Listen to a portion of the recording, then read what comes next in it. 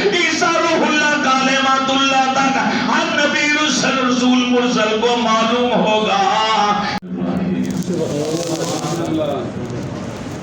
نحمده ونصلي ونسلم على رسوله الكريم اما بعد فاعوذ بالله من الشيطان الرجيم بسم الله الرحمن الرحيم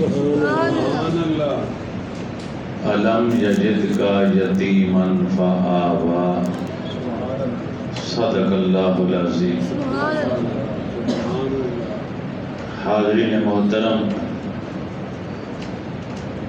کریم آقا علیہ السلام کا میلاد آپ کو مبارک ہو۔ کائنات میں جب سے کائنات بنی ہے، دن اور رات شروع ہوئے اور قیامت تک کے لیے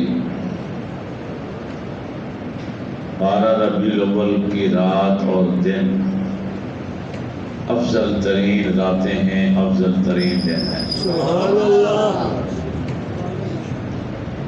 کیونکہ اس میں نبی کریم علیہ الصلوۃ والتسلیم کا ظہور ہوا، آپ کا میلاد پاک ہوا، آپ کی ولادت باسعادت ہوئی۔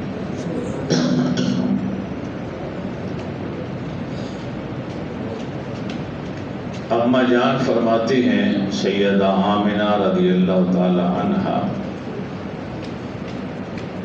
کہ جب سے یہ بچہ میرے شکم میں آیا،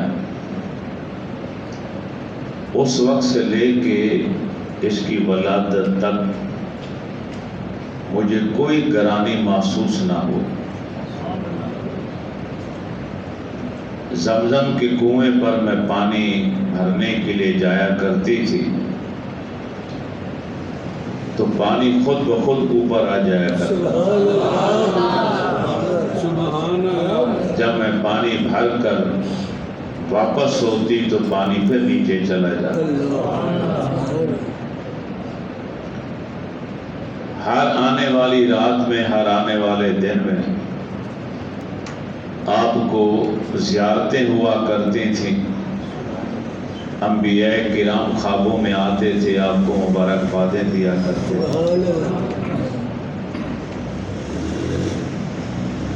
اور جب یہ 12ویں کی رات آئی، آپ فرماتی ہیں کہ آپ کے دادا عبد المطلب خانہ کعبہ کے پاس تھے، بیت اللہ شریف کے پاس اپنے بچوں کو لے کے۔ میں گھر میں اکیلی تھی،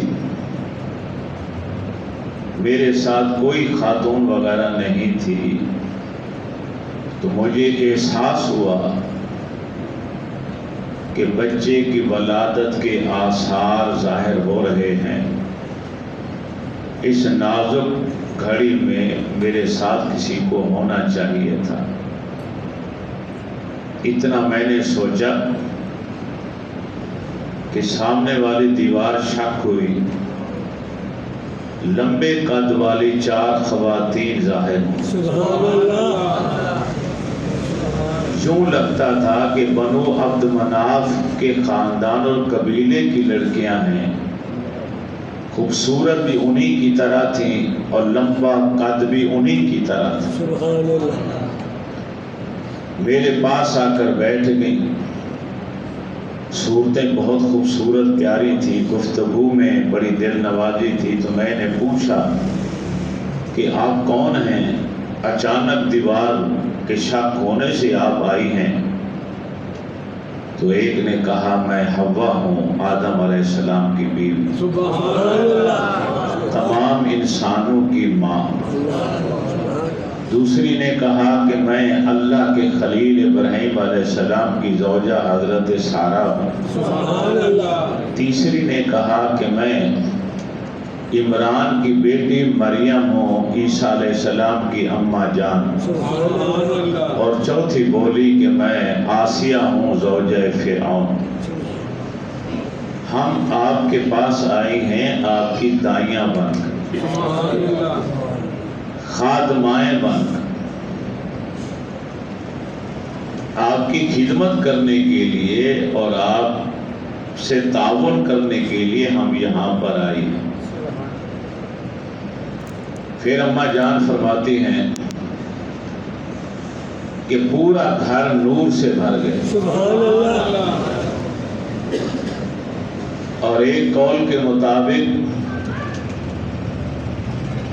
علماء محققین نے جب تحقیق کی تو 4:20 یا 21 کا صبح کا وقت تھا، صبح صادق کا، پیر کا روزہ، جیل کی یکم تاریخ تھی 571 عیسوی، کہ جب نبی علیہ السلام کی ولادت باسعادت ہوئی تو پوری کائنات کو ہی رب نے روشن کر دی۔ سبحان اللہ۔ یہ اشارہ تھا کہ آپ کفر اور شرک اور ظلم و ناانصافی کے اندھیروں کو مٹانے کے لیے آئے ہیں۔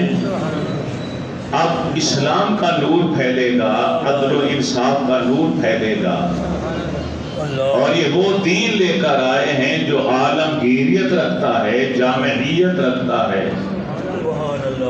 اور آپ کے دین کا نور اور روشنی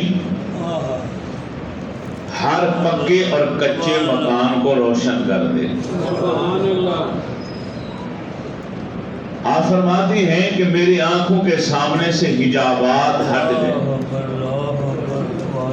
میں نے ملک شام کے محلات کو دیکھا، بصرہ کے بازاروں میں اونٹی قطار کو جاتے ہوئے دیکھا، میں نے فارس شاہ کسریٰ کہ شاہی محل کے 14 کنگرے گنبد گرتے ہوئے دیکھے۔ علماء فرماتے ہیں کہ ملک شام تک جو نورانیت اور روشنی نظر آئی، محلات نظر آئے، اس میں اشارہ تھا کہ نبی علیہ السلام کی حیات ظاہری میں وہاں تک اسلام پھیل جائے گا۔ اور فارس یہ پرانا نام ہے ایران کا، آج کل ایران کہتے ہیں، تو کسریٰ بادشاہ کے 14 کنگرے گنبد گرنے کی طرف اشارہ تھا کہ آپ کے 23 سالہ جو مدینہ منورہ کی حیات طیبہ ہوگی، اس دور کے اندر دنیا کے 14 بادشاہوں کے تاج آپ کے قدموں میں آ گریں گے۔ یہ اشارہ تھا 14 کنگرے گرنے۔ 1000 سال سے مجوسیوں نے آگ جلا رکھی تھی، نسل در نسل دن اور رات میں کبھی بجھتی نہیں تھی۔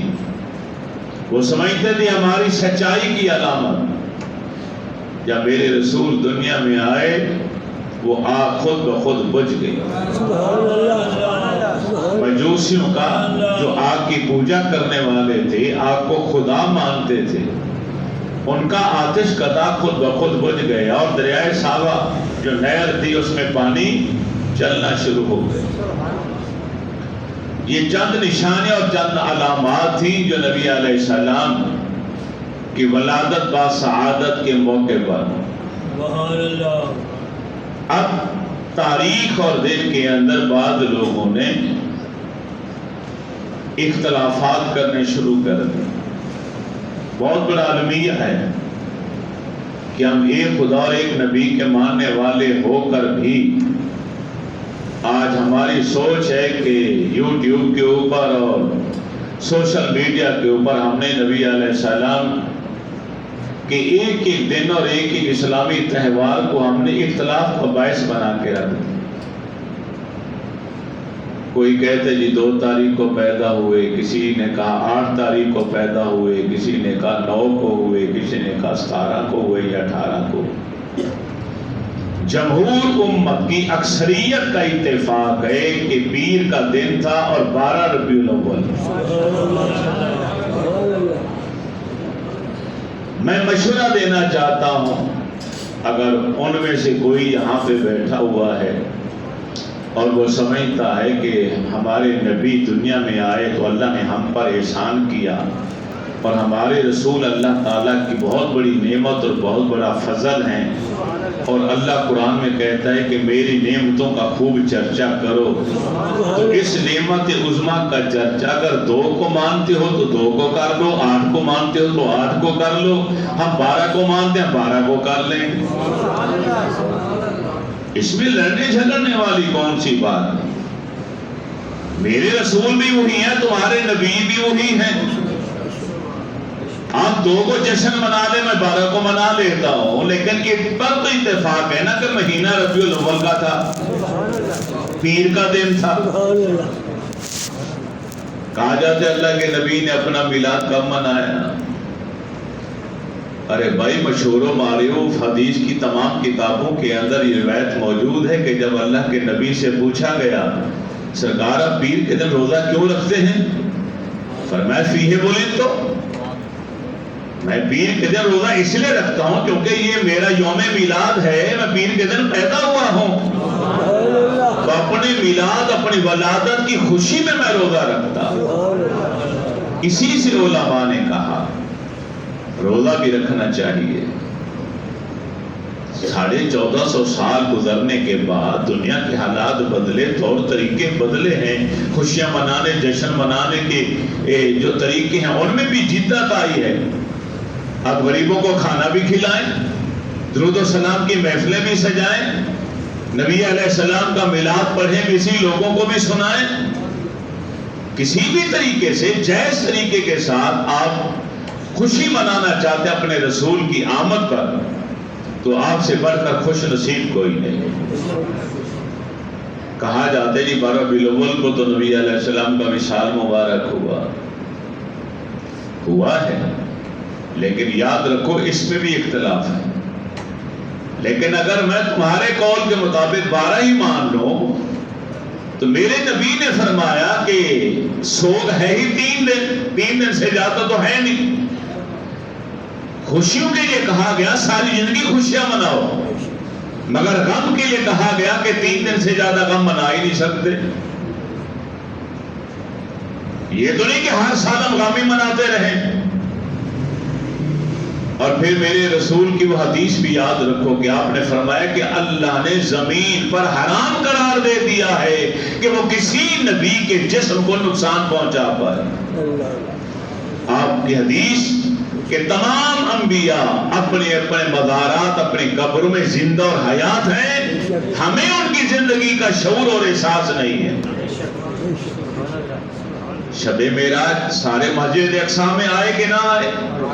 نبی علیہ السلام نے انہیں نماز با جماعت پڑھائی کہ نہ پڑھائی؟ پڑھائی تھی تو امام الانبیاء بنے، اگر نہ پڑھائی ہوتی تو نبیوں کی امام کون کہتا آپ کو؟ بات سمجھ رہے کہ نہیں؟ تمام انبیاء اپنے اپنے مزارات میں زندہ اور حیات، بلکہ نبی کے نام پر جو اپنی جان میدان جنگ میں جا کے قربان کرے، قرآن کہتا ہے وہ ہمیشہ کے لیے زندہ اور شہید ہے، اسے مردہ بھی خیال نہ کرو۔ وہ جن کی اشارے پر تو جان دے دے، تو ہمیشہ کے لیے زندہ ہو جائے، وہ خود نبی زندہ کیسے نہیں ہو؟ سبحان اللہ، سبحان اللہ۔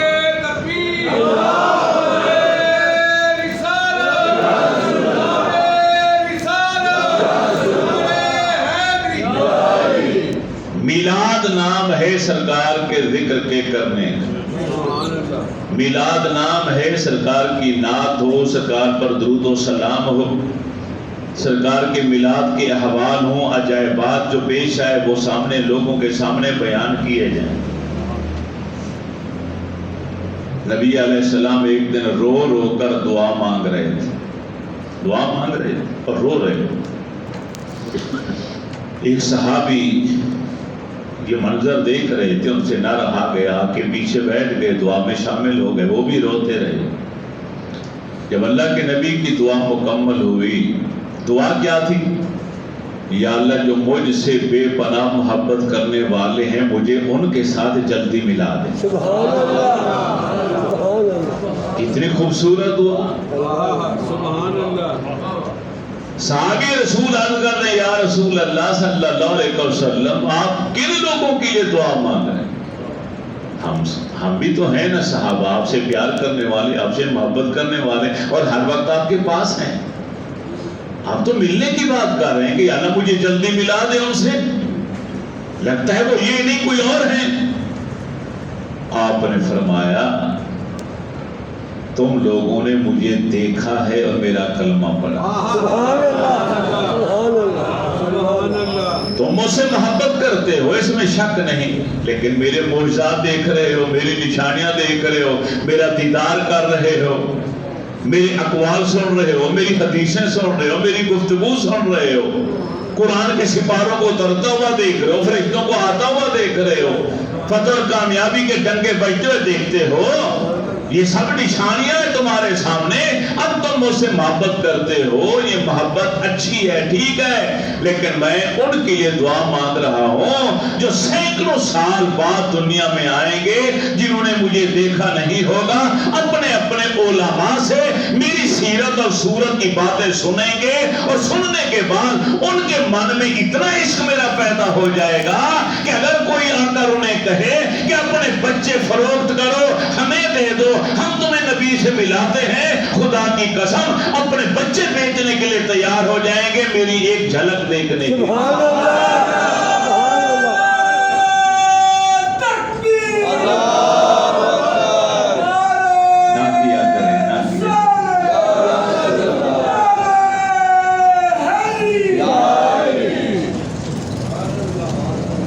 آج 1450 سال کے بعد کوئی عامر جیمہ بن گیا، کوئی غازی علم الدین شہید بن گیا، سبحان اللہ کوئی خدا بخش بن گیا. سبحان اللہ. آپ نے اپنے نبی کو دیکھا تو نہیں ظاہری حالت میں، لیکن آپ کی عزت برابر مٹنے کے لیے تیار ہیں کہ نہیں؟ ایک چھوٹا چھوٹا بچہ بھی قربان ہونے کے لیے تیار ہے. سینکڑوں سال کے بعد لگتا ہے کہ اللہ کے رسول نے ہم جیسے گناہگاروں کے لیے دعا مانگی، اور میں جو سینکڑوں سالوں کے بعد آئیں صرف اپنے علماء سے سنیں کہ ہمارے تذکرے، تو وہ ایسے ہمارے دیوانے ہو جائیں گے، ایسی محبت ان کے سینوں میں بھر جائے گی کہ میرے ایک جھلک میری دیکھنے کے لیے، اپنا سب کچھ قربان کرنے کے لیے، بیچنے کے لیے، دینے کے لیے تیار ہو جائیں.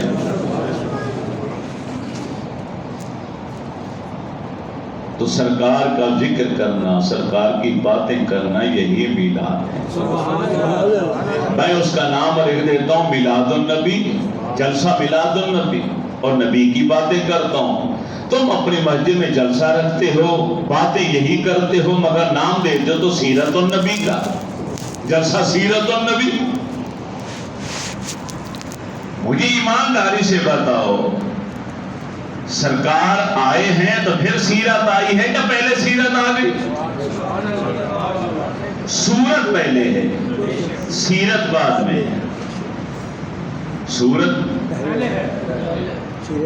کریم آقا علیہ السلام نے صحابہ کے سامنے اپنا ذکر خیر خود فرمایا. آنا سید ولد آدم یوم القیامہ. اے میرے صحابہ، کل قیامت والے دن تمام نسل انسانی کا سردار میں ہوں. تمام انسانوں کا سردار، اولاد آدم کا سردار میں ہوں. مگر کب؟ قیامت والے دن. کیونکہ یہاں تو کوئی مانتے کوئی نہیں مانتا. آنکھیں بند ہونے کے بعد جب آخرت کے میدان میں سب اکٹھے ہو کے مقام محمود پر آمنہ کے لال کو جلوہ گر ہوتا ہوا دیکھیں گے تو سبھی آپ کی تعریفیں کریں گے. اس دن سبھی مانیں گے. یہاں میں تو الاولون والآخرون، بخاری شریف، قرآن کے بعد بخاری کا درجہ. میرے رسول فرماتے ہیں یہاں میں تو الاولون والآخرون. مقام محمود کے اوپر جب مجھے جلوہ گر کیا جائے گا، سب سے پہلے لباس پہنایا جائے گا، تو اولین سے لے کر آخرین تک سبھی لوگ ان میں نبی بھی ہیں، رسول بھی ہیں، مرسل بھی ہیں، ایمان والے بھی ہیں، کافر بھی ہیں، بے ایمان بھی ہیں، فاسق بھی ہیں، فاجر بھی ہیں، فرعون بھی ہے، نمرود بھی ہے، ابو جہل بھی ہے، ابو لہب بھی ہے، ادب والے بھی ہیں، گستاخ بھی ہیں، سارے ہوں گے اولین سے لے کر آخرین تک۔ جب وہ منظر دیکھیں گے تو ہر ایک کی زبان پر اللہ تعالیٰ خود بخود میرے رسول کی تعریفیں شروع کرا۔ سبحان اللہ۔ اولین سے آپ یحمدہ اہل الجمع کلہم، میدان حشر میں جمع ہونے والے کلہم، سبھی کے سبھی میرے رسول کو دیکھیں گے اور آپ کی حمد شروع کر۔ سبحان اللہ۔ کیونکہ جس مقام پر آپ کھڑے ہیں وہ مقام ہے حمد کیا ہوا، مقام محمود۔ مقام مانا کھڑے ہونے کی جگہ، محمود مانا حمد کیا ہوا۔ سبحان اللہ۔ اور جو اس کے اوپر کھڑے ہیں ان کا اسم گرامی ہے محمد، حمد کیے ہوئے۔ سبحان اللہ۔ نہیں سمجھ آئی؟ بھئی جس جگہ پہ کھڑے ہیں عرش کے دائیں جانب، فرماتے ہیں کہ میں عرش کی دائیں جانب مقام محمود ہوگا جہاں اللہ مجھے کھڑا کرے۔ تحتہ آدم دونہ، آدم علیہ السلام سے لے کر عیسیٰ تک سارے نبی نیچے کھڑے ہوں گے، میں اوپر وہاں کھڑا ہوں۔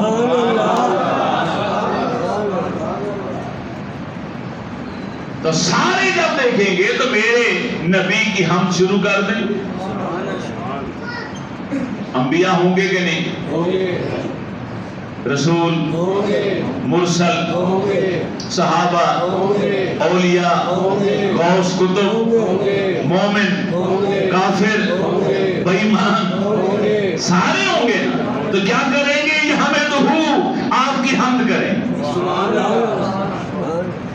وہ منظر دیکھنے والا ہوگا۔ عالم خیالات میں سوال کرتا ہوں، یا اللہ قیامت کی ضرورت کیا ہے؟ کیوں آئے گا قیامت کا دن؟ حق تو ہے نا مجھے بھی پوچھنے کا عالم تصورات میں، یا اللہ قیامت کیوں قائم ہوگی؟ فرمایا اس لیے کہ حساب و کتاب ہو۔ حساب و کتاب، اچھا یا اللہ تو اپنے فضل سے جس کو چاہے جنت میں بھیج دے، اپنے عدل سے جس کو چاہے جہنم میں بھیج دے، تو یہ اختیار حاصل ہے کسی کی جرت کہ وہ صرف کالے پلے لگائے اور ہڑتال اور احتجاج کا اعلان کر دے کہ رب نے حساب و کتاب نہیں لیا، لکھا پڑھا تو نہیں ہوئی، رجسٹر نہیں دکھائے گئے، اور جنتوں کو جنت میں بھیج دیا، جہنم کو جہنم میں بھیج دیا؟ کیا ادھر کوئی لیڈر، کوئی نیتا ہوگا وہاں پہ؟ کسی کی سیاست چلے گی؟ کوئی بول نہیں پائے گا۔ لکھت بڑا ضروری ہے، حساب کتاب ضروری۔ یا اللہ پھر یہ جو دو لکھنے والے ہیں یہی کافی ہیں؟ فرشتے ہیں تیرے، تو نے ان کی ڈیوٹی لگائی ہے کہ نیکیاں لکھ رہا ہے، گناہ لکھ رہا ہے، ان کا رجسٹر دے کر فیصلہ فرما دے۔ جس کی نیکیاں زیادہ ہے انہیں جنت میں بھیج دے، اور جس کے گناہ زیادہ اسے جہنم میں بھیج دے۔ مگر یا اللہ یہ تماشا لگانے کا، یہ کھیل سجانے کا، یہ پورے جلسہ گاہ تیار کرنے کی ضرورت کیا تھی؟ پرسرات بھی ہے، میزان بھی ہے، حوض کوثر بھی ہے، تسلیم بھی ہے، سلسبیل بھی ہے، شفاعت کا حق بھی دیا گیا۔ یہ کیوں ہوگا سب کچھ؟ جب عالم تصورات میں آخری سوال کرتا ہوں تو اللہ کی رحمت کا جواب آتا۔ اپنے محبوب سے خطاب کرتے ہوئے اللہ فرماتا ہے، محبوب میں اپنے فضل سے جس کو چاہوں جنت میں بھیج دوں، اپنے عدل و انصاف سے جس کو چاہوں جہنم میں بھیج دوں، کوئی اعتراض نہیں کر پائے گا۔ جنتی جنت میں چلے جائیں گے، دوست کی دوزخ میں چلے جائیں گے۔ مگر محبوب یہ بتا، تیرے ہاتھوں میں حمد کا جھنڈا مقام محمود پر لہراتا ہوا آپ کو دیکھے گا کون؟ سبحان اللہ۔ محبوب بتا، تیرے سر کے اوپر شفاعت کی دستار کون دیکھے گا؟ لوگوں کو بخشواتا ہوا، ان کی سفارش کراتا ہوا، انہیں جنت میں لے جاتا ہوا، حوض ہوا گناہگاروں کے میزان پر ان کے اعمال کا وزن بڑھاتا ہوا کون دیکھے گا آپ کو؟ محبوب میں نے ایک جلسہ عالم غیب میں کیا تھا، آپ کا مقام بتایا تھا، آج جلسہ گاہ قائم کی آپ کا مقام دکھانے کے لیے، تاکہ جنتی جنت میں جاتے جاتے یقین کر لے کہ میں نے دنیا میں کس کی نعتیں پڑھی تھی، کس کے گن گائے تھے، کس سے اس کو محبت کا میں نے سامان رچایا تھا، اور دوست کی دوزخ میں جاتے جاتے یقین کر لے میں نے کس کی شان میں گستاخی بے ادبی کی تھی کہ جس کی وجہ سے مجھے جہنم میں جانا پڑے۔ آنا سید ولد آدم یوم القیامہ آتی باب الجنہ فاستفتحوا، سب سے پہلے جنت کے مین دروازے کی طرف میں آؤں گا، آنا اقرو باب الجنہ، جنت کا دروازہ کھلوانے کے لیے سب سے پہلے دستک میں دوں گا۔ صحابہ کے سامنے میرے نبی اپنی شان بیان کرنے سے بڑھ کر میلاد کیا ہوگا بھائی؟ سبحان اللہ۔ اور کیا ثبوت چاہیے تمہیں؟ حیا نہیں آتی تمہیں پوچھتے ہوئے؟ حدیثیں تیرے سامنے ہیں، لائبریری بھری پڑی ہے، حدیثیں پڑھ کر بھی نظر انداز کر دیتے ہو، اور تمہارے پاس جو مسجد میں لوگ آئے بیٹھے انہیں اپنے نبی کی شانیں پڑھ کر کیوں نہیں سناتے؟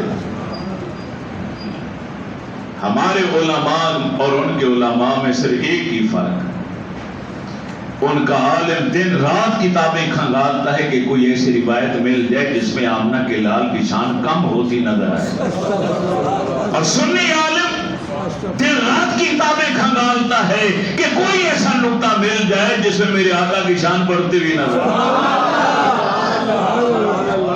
سب سے اولا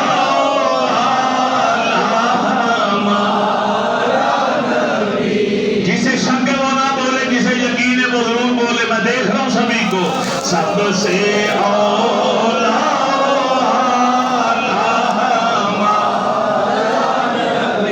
سب سے بالا والا ہمارا نبی، سب سے بالا والا ہمارا نبی، سب سے بالا والا، آواز گونجنی چاہیے، سب سے اولا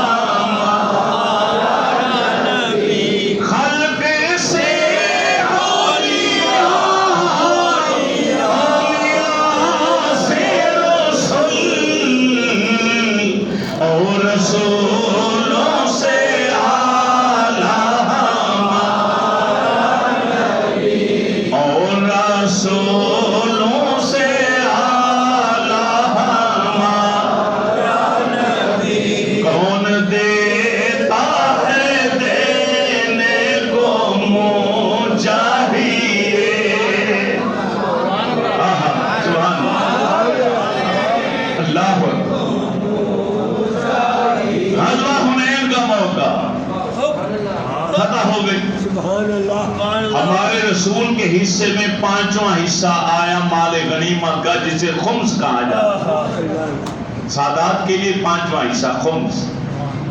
اس پانچویں حصے میں ہزاروں کی تعداد میں بھیڑ بکریاں اونٹ تھے۔ آپ جہاں بیٹھے تھے مقام جارانہ، سامنے پہاڑ اور ریگستان، ایک پہاڑ سے دوسرے پہاڑ تک کا جو علاقہ تھا اسے وادی کہتے ہیں، وہ سارا جانوروں سے بھر گیا جو صرف ہمارے نبی کے حصے میں۔ سبحان اللہ، سبحان اللہ۔ کافر کھڑے منظر دیکھ رہے، ایک نوجوان وہاں کھڑا تھا، اس نے اپنے منہ کے اندر ایک جملہ ایسا سے بولا، مسلمانوں کا نبی تو آج بہت دولت مند اور امیر ترین بن گیا۔ سبحان اللہ۔ سیدہ آمنہ کے لو نے ایک صحابی کو اشارہ کیا، فرمایا ادھر آئیے۔ صحابی قریب آ گئے، میرے نبی نے فرمایا جائیے اس نوجوان کو لے کر آئیے۔ وہ سمجھتا تھا اتنے دور کھڑے ہو کر جملہ بول دیا، آمنہ کے لال کو کیسے پتا چلے گا؟ مگر اسے کون بتائے جو فرش پر بیٹھ کر عرش کی باتیں بتا سکتے ہیں، وہ کیسے نہیں جانیں گے کہ سامنے کرانے والا کیا کہہ رہا ہے؟ اس نوجوان کو لایا گیا، میرے رسول نے اس کے کان میں جملہ کہا، وہ دیوانہ بن کر پاگلوں کی طرح بھاگتا ہوا اپنی قوم کے پاس گیا، ارے نعرے لگاتا ہے، ارے میری قوم جلدی کرو، آؤ میرے ساتھ محمد عربی کا کلمہ پڑھ لو۔ خدا کی قسم وہ تو اتنا دیتے ہیں کہ اپنے پاس کچھ بھی نہیں رکھتے۔ پوچھا گیا اس سے کیا کہا تھا اللہ کے نبی نے؟ اور میں اللہ کے نبی نے مجھے بلا کے قدرہ کان ادھر کر، جب میں نے کان کی آپ کے منہ مبارک کے قریب تو فرمایا یہ ریوڑ پہلے میرا تھا اب تیرا۔ ایک بکری بھی میرے رسول نے اپنے پاس نہیں رکھی، سب دے دی۔ کون دیتا ہے دینے کو مانو چاہیے، دینے والا ہے سچا ہمارا نبی، دینے والا ہے سچا ہمارا۔ کریم آقا علیہ السلام کا پیارا فرمان، سب سے پہلے جنت کا دروازہ کھلوانے کے لیے ہم آئیں گے، میں آقا دروازے پر دستک دوں گا، اندر والا فرشتہ پوچھے گا من انتا، کون ہے؟ میں کہوں گا انا محمد صلی اللہ علیہ وآلہ وسلم۔ وہ فرشتہ جواب دے گا کیا آپ کے ساتھ کوئی اور بھی ہے؟ جبریل بھی ساتھ ہیں۔ پھر وہ فرشتہ عرض کرے گا جب سے جنت بنی دروازہ بند کیا مجھے کھڑا کر دیا رب نے، میرے رب نے ایک ہی حکم دیا تھا فَبِذَلِكَ أُمِرْتُ اللہ افتح قبلک، رب نے مجھے آرڈر دیا تھا جب تک میرا حبیب نہ آئے کسی اور کے لیے دروازہ مت کھولنا۔ سارے کے سارے مرسل کھڑے ہیں، ان کے صحابہ کھڑے ہیں، ان کی امت کے اولیاء کھڑے ہیں، ان کی امتیں کھڑی ہیں، مگر کسی کے اندر جرأت نہیں جنت کا دروازہ کھلوائے، جا کے کنڈی کھڑکا دے، ارے دستک دے دے۔ کیوں؟ اس لیے آدم علیہ السلام سے لے کر عیسیٰ روح اللہ کلمۃ اللہ تک ہر نبی رسول مرسل کو معلوم ہوگا کہ آج قیامت والا دن آمنہ کے لال کا دن ہے۔ سبھی کو علم ہے، اس لیے کوئی آگے نہیں بڑھتا۔ میرے کریم آقا علیہ السلام آئیں گے، آپ فرماتے میں آؤں گا، دعا کرو کہ اللہ تعالیٰ جنت کے مین دروازے کے کھلنے کھلوانے والا منظر ہمیں دیکھنا بھی نصیب ہے۔ اللہ ہمیں دیکھنا نصیب ہے۔ کریم آقا علیہ السلام فرماتے ہیں سب سے پہلے ہم جنت کے اندر جائیں گے، میرے ساتھ ابو بکر ہوں گے، میرے ساتھ عمر فاروق ہوں گے، میرے پاس پیچھے عیسیٰ ابن مریم ہوں گے۔ پہلے میری امت جائے گی، باقی امتیں بعد میں، پہلے میں جاؤں گا باقی نبی بعد میں۔ ایمانداری دے بطور اتنی عظمت و شان والا اللہ کا رسول دنیا میں آ جائے تو پھر اماں جان کو تو خوش ہونا چاہیے تھا کہ نہیں؟ بولو ذرا۔ جن کے سامنے حجابات اٹھ گئے، نور ہی نور ہو گیا، سفید بدلی کا ٹکڑا آیا، آمنہ فرماتی ہے کہ میرے بیٹے کو اس نے بیٹا لے لیا اور اٹھا کر لے گئے۔ ایک آواز میرے کانوں میں آئی، مشرق سے لے کر مغرب تک پوری کائنات کے اندر انہیں گھماؤ تاکہ کائنات کا ذرہ ذرہ انہیں دیکھ لے، انہیں پہچان لے کہ اب قیامت تک کے لیے ان کے نبی و رسول یہی ہے۔ سبحان اللہ۔ اتنی شانوں والا اللہ کا رسول آیا تو ماں کو خوش ہونا چاہیے. ہونا چاہیے.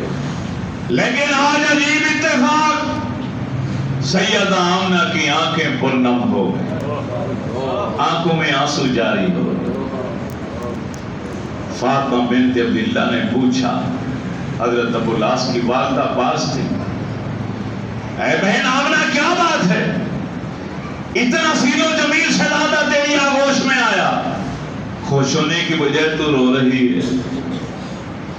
آپ نے روتے ہوئے فرمایا, اے بنت عبداللہ, بیٹے کی میلاد کی خوشی اپنی جگہ ہے, لیکن آج یہ جو میری آنکھوں سے آنسو چھلک پڑے ہیں, یہ اس لیے آ رہے ہیں کہ مجھے اپنے بیٹے کا باپ یاد آ گیا. کاش میرے بیٹے کا باپ بھی زندہ ہو. حضرت عبداللہ بھی حیات ہوتے, ان کی خوشی بھی دیکھنے والی ہوتی. کبھی میرا لال اپنے ابا جان کی انگلی پکڑ کے چلتا, کبھی میرا اپنے باپ کے کندھوں پر بیٹھ کر مکہ کی گلیوں اور بازاروں میں پھرتا. اس خیال نے مجھے رونے پہ مجبور کر دیا.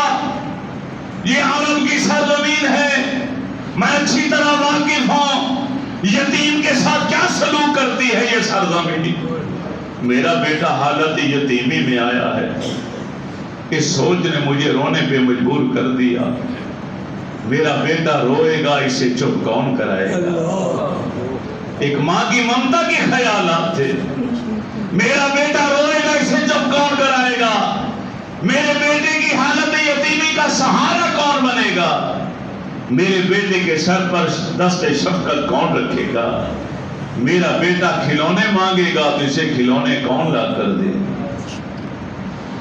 یہ ماں کی ممتا کے خیالات تھے کہ میرے اللہ کی رحمت کا دریا جوش. رب العالمین نے فرمایا, جبرائیل جی رب جلیل,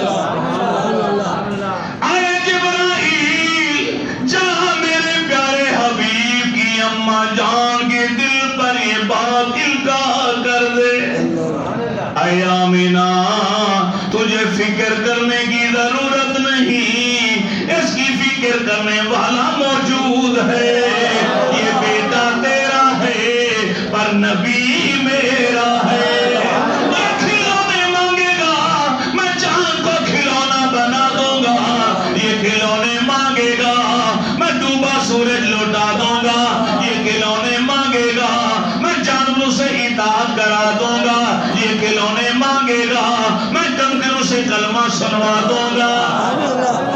آرام کرنے کو اگر اس کا دل کرے گا, میں کعبے کے بعد حتیم کے اندر لٹا دوں گا.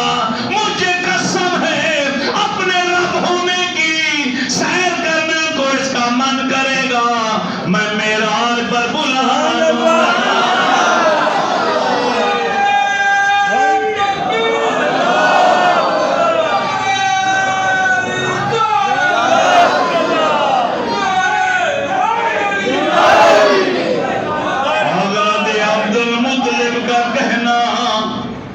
میں خانہ کعبہ کے پاس تھا, میں دعا مانگنے میں مصروف و مشغول تھا کہ آج کی رات بڑی اہم ترین رات ہے.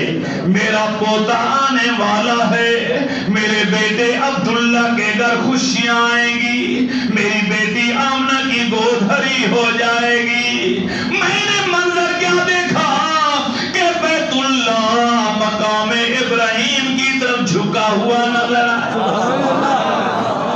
میں سوچ میں ڈوب گیا, یا اللہ کعبے کو کیا ہوا, مقام ابراہیم کی طرف یہ جھکا ہوا کیوں نظر آتا ہے. تو غیب سے آواز آئی, عبد المطلب گھر جا کر دیکھ لے, اللہ نے پوتا دیا ہے. اس کے میلاد کی خوشی میں آمنہ کے گھر کو سلامی بیت اللہ دے رہا ہے.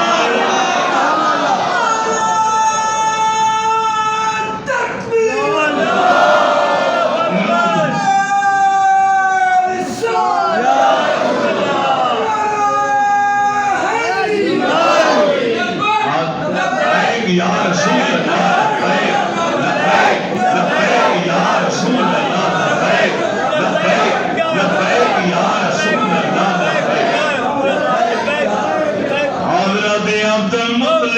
کہنا سبحان اللہ کعبہ سلام پیش کرتا ہے میرا عشق و میرا وجدان بول پڑا کعبہ خوشیاں منا رہا ہے یا اللہ تیرا شکر ہے صدیوں سے میں غیر آباد ہوں میرا آباد کرنے والا آ گیا ہے 300 سال بت میرے دامن میں رکھ دیے گئے ہیں بتوں سے پاک کرنے والا آ گیا ہے کعبہ خوشیاں منا رہا ہے کعبہ جھوم رہا دادا عبد المطلب کا کہنا میں نے پیچھے مڑ کر دیکھا ایک دوسرا منظر مجھے دکھائی دیا صفا مروہ پہاڑیوں پر نظر پڑی ارے ایک اوپر جاتی ہے ایک نیچے آتی ہے صفا مروہ پہاڑیاں اچھل کود کر رہی ہیں اوپر نیچے ہو رہی ہیں میں نے پھر پوچھا یا اللہ یہ کیا ماجرا ہے آتے میں غیبی کی آواز آئی اے عبد المطلب تعجب نہ کر تیرے پوتے کی ولادت کی خوشی میں یہ پہاڑیاں بھی جشن منا رہی ہیں بے جان پتھر بھی میرے رسول کی آمد پر خوشیاں مناتا تو کلمہ پڑھنے والا میرے نبی کی شفاعت کی امید رکھنے والا تو خوشیاں کیوں نہیں مناتا تو اپنے دیگر پکا کے غریبوں کو کھانا کیوں نہیں کھلاتا تو یتیم کے سر پر ہاتھ کیوں نہیں رکھتا تو کسی بیوہ کی مدد کیوں نہیں کرتا کرنی چاہیے حضرت عبد المطلب کا کہنا میں بھاگا بھاگا گھر آیا تو منظر کیا دیکھا آمنہ کی گود ارے خالی ہے میں نے پوچھا بیٹا کہاں ہے کہنے لگی ساتھ والے حجرے کونے کے اندر میری زبان پر سوال آیا اے بیٹی بتا کیا کوئی نام بھی تجویز کیا کہ نہیں بڑے میاں بتاؤں تو کیا بتاؤں عجیب کھیل اور تماشا میرے ساتھ جاری ہے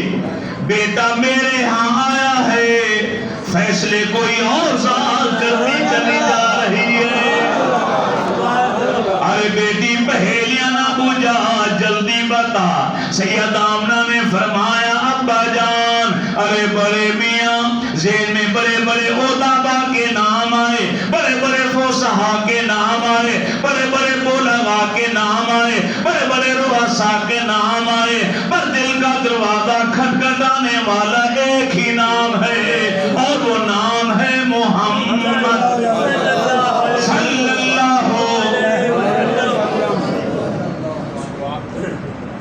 جس کی بار بار تعریف کی زمین جس کی تعریف کرے آسمان جس کی تعریف کرے اجار جس کی تعریف کرے پتھر جس کی تعریف کرے پہاڑ جس کی تعریف کرے درخت سبزہ جس کی تعریف کرے آبشاریں جس کی تعریف کرے دریا سمندر جس کی تعریف کرے جنات جس کی تعریف کرے ملائکہ جس کی تعریف کرے کائنات کا ذرہ ذرہ جس کی تعریف کرے ارے انسان جس کی تعریف کرے مسلمان جس کی تعریف کرے مومن جس کی تعریف کرے اتقیاء جس کی تعریف کرے اصفیاء جس کی تعریف کرے اولیاء جس کی تعریف کرے غوث جس کی تعریف کرے ارے کتب جس کی تعریف کرے ابدال جس کی تعریف کرے ائمہ کرام جس کی تعریف کرے مجتہدین جس کی تعریف کرے ارے تبع تابعین جس کی تعریف کرے تابعین جس کی تعریف کرے 1,24,000 صحابہ ارے جن کی تعریف کریں عشرہ مبشرہ جن کی تعریف کریں اصحاب شجرہ جس کی تعریف کریں اصحاب بدر جن کی تعریف کریں ارے کالے تن والا روشن من والا بلال جس کی تعریف کریں کالے تن والا روشن من والا بلال ارے جس کی تعریف کرے علی حیدر کرام جس کی تعریف کرے عثمان ذوالنورین جس کی تعریف کریں حضرت عمر فاروق جس کی تعریف کریں ابو بکر صدیق جس کی تعریف کریں 1,24,000 کے قریب انبیاء کرام جس کی تعریف کریں 313 رسول جن کی تعریف کریں اور مرسل جن کی تعریف کریں آدم صفی اللہ جس کی تعریف کریں نوح نجی اللہ جس کی تعریف کریں، ابراہیم خلیل اللہ جس کی تعریف کریں، موسیٰ کلیم اللہ جس کی تعریف کریں، عیسیٰ روح اللہ کلمۃ اللہ جس کی تعریف کریں، اور یہ دنیا والوں سارا جگ جس کی تعریف کرے، بلکہ خود رب جس کی تعریف کرے، اسے محمد کہا جاتا ہے۔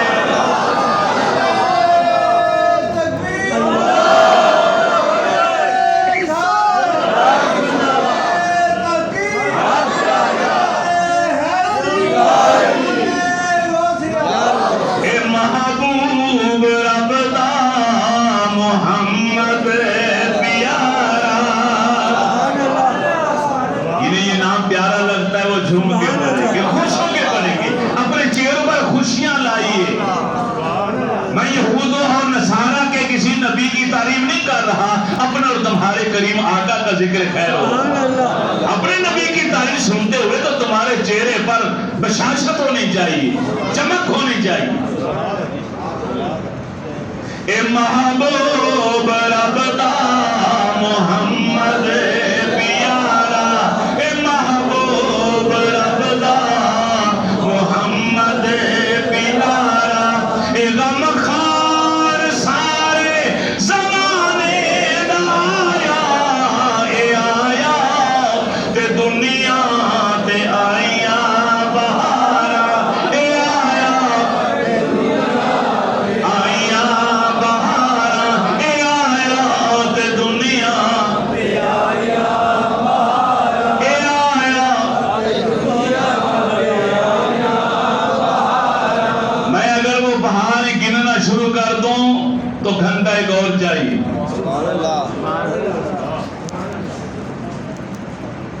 عبادت خانے کے علاوہ کوئی نبی کوئی امتی کہیں عبادت نہیں کر سکتا تھا۔ میرے رسول کا صدقہ رب نے اس امت کے لیے پوری زمین کو مسجد بنا دیا۔ وہ گناہ کرتے تھے، ان کے ماتھے پر لکھ دیا جاتا تھا، رات کے اندھیرے میں جرم کرتے، فرشتے چوکھٹ پر آ کر لکھ جاتے، صبح ہوتی سبھی محلے والوں کو نظر آ جاتا کہ اس گھر کے رہنے والے نے فلاں جرم کیا، تو سینکڑوں جرم کرتا ہے، رب پردہ پوشی کرتا ہے، یہ صدقہ ہے آمنہ کے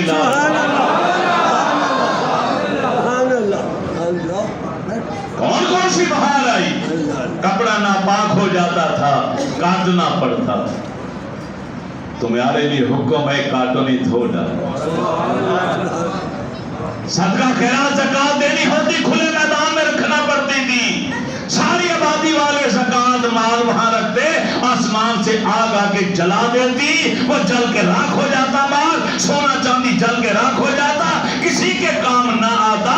آمنہ کے لال کا صدقہ ہے، اب آگ نہیں جلاتی، تمہیں اجازت ملی اپنے غریب بہن بھائیوں کی مدد کر دو۔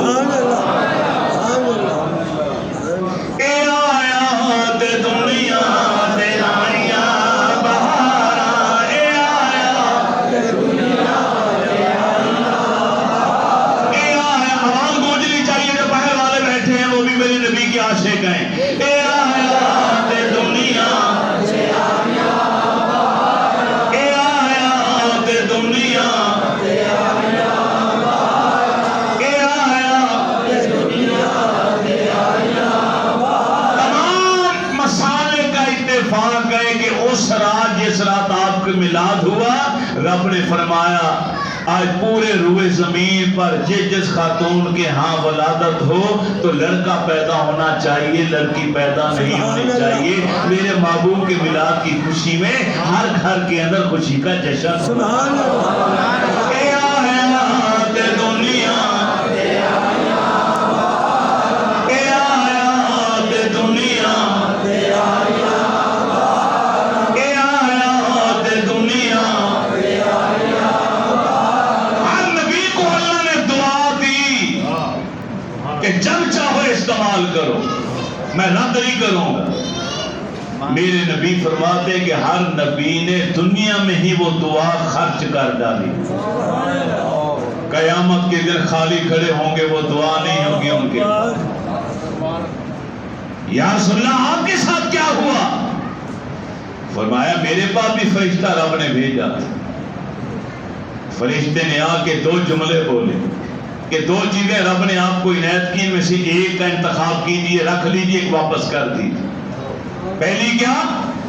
رب فرماتے ہیں محبوب سے کہو کہ میں قیامت والے دن تیری آدھی امت بغیر حساب کتاب کے بخش کے جنت میں بھیج دوں.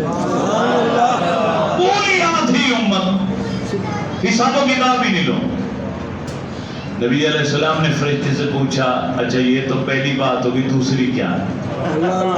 اس نے کہا دوسرا رب فرماتا ہے میں آپ کو شفاعت کا حق دیتا ہوں.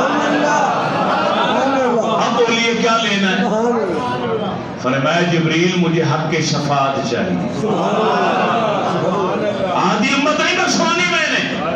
صحابہ کرام جھوم اٹھے پوچھا یا رسول اللہ صلی اللہ علیہ وسلم بغیر حساب و کتاب کے آدھی امت جنت میں جا رہی تھی، آپ نے انکار کر دیا، آپ نے شفاعت کا حق لے لیا، اس کا کیا فائدہ؟ فرمایا آدھی امت بخشوانے کا مطلب تھا کہ آدھی امت کے بعد معاملہ ختم. اب ایک بچہ بھی جنت میں نہیں جا سکتا.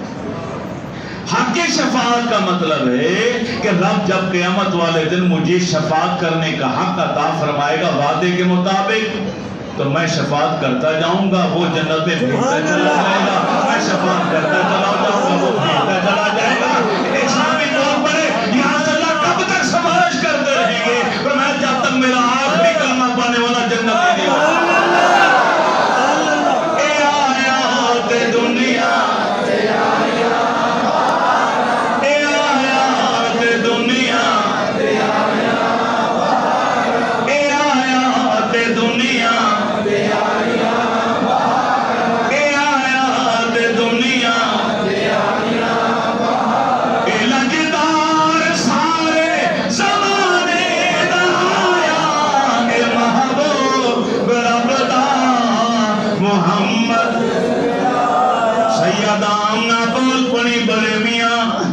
حضرت عبدالمطلب بول پڑے اے میری پیاری بیٹی یہ نام تو میں نے پہلی بار سنا ہے، پورے عرب و عجم میں کسی کے ہاں یہ نام پہلے نہیں سنا. سیدہ آمنہ نے ناز کرتے ہوئے تبسم کی حالت میں ارشاد فرمایا ارے بڑے میاں اگر نام پہلی بار سنا ہے تو اندر جا کر اپنی آنکھوں سے دیکھ لیجئے ایسا پیکار حسن و جمال لال بھی پہلی بار دیکھا.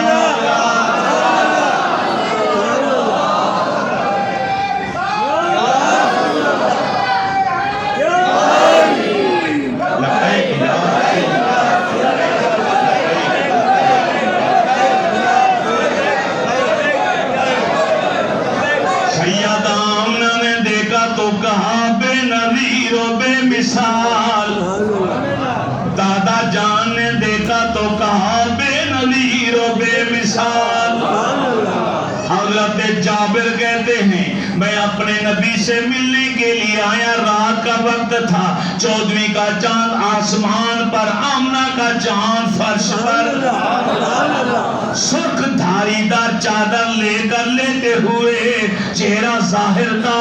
میں کبھی آسمان کے چاند کو دیکھتا، کبھی آمنہ کے چاند کو دیکھا. فَجَعَلْتُ أَنْظُرُ إِلَى الْقَمَرِ وَإِلَيْهِ آپ کی طرف دیکھتا یا چاند کی طرف. کئی بار دیکھنے کے بعد میرے اندر سے آواز آئی اے جابر فیصلہ سنا دے.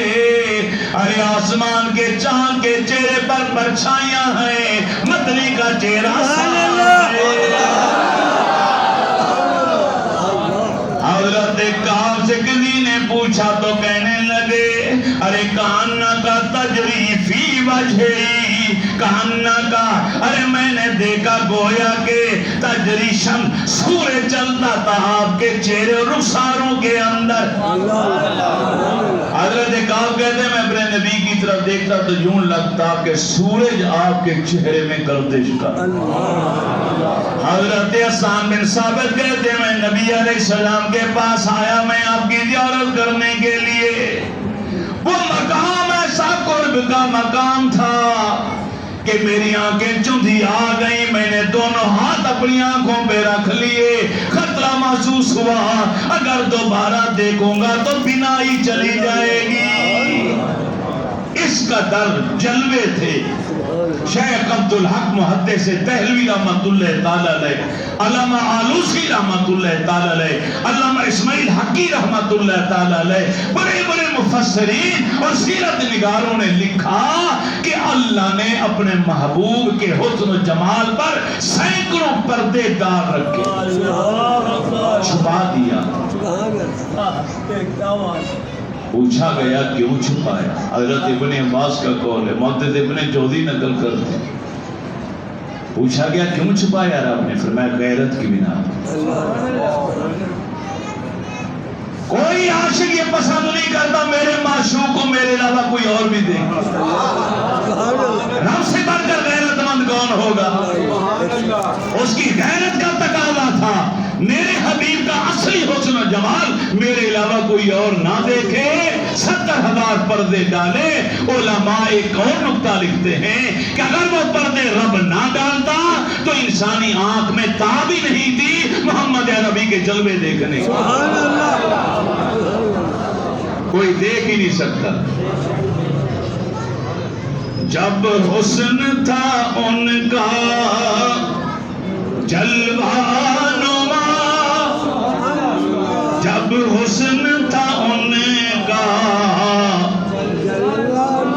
جلوہ نما، انوار کا عالم کیا ہوگا، ہر کوئی فدا ہے بن دیکھے، ہر کوئی فدا ہے بن دیکھے، دیدار کا عالم کیا ہوگا۔ ایک سمت علی، ایک سمت عمر، صدیق ادھر عثمان ادھر، ان جگمگ جگمگ تاروں میں، ان جگمگ جگمگ تاروں میں، ماتاب کا عالم کیا ہوگا، ہر کوئی فدا ہے بن دیکھے، دیدار کا عالم چاہیں تو اشاروں سے اپنے، چاہیں تو اشاروں سے اپنے کایا ہی پلٹ دیں دنیا کی،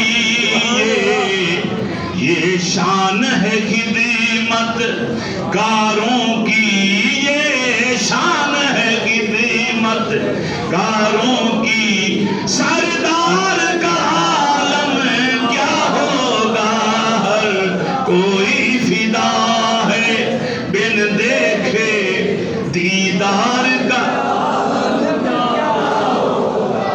قدموں میں جبی کو رہنے دو، قدموں میں جبی کو رہنے دو، چہرے کا تصور مشکل ہے، قدموں میں جبی کو رہنے دو، چہرے کا تصور مشکل ہے، جب چاند سے بڑھ کر ایڑی ہے، جب چاند سے بڑھ کر ایڑی ہے، رخسار کا عالم کیا ہوگا، ہر کوئی فدا ہے بن دیکھے، دیدار کا عالم۔ جس نبی کے حسن جمال کے اشعار ہم پڑھ رہے ہیں، اگلے جمعۃ المبارک کو اس رسول کا میں حلیہ مبارک بیان کروں۔ وما علینا الا البلاغ المبین۔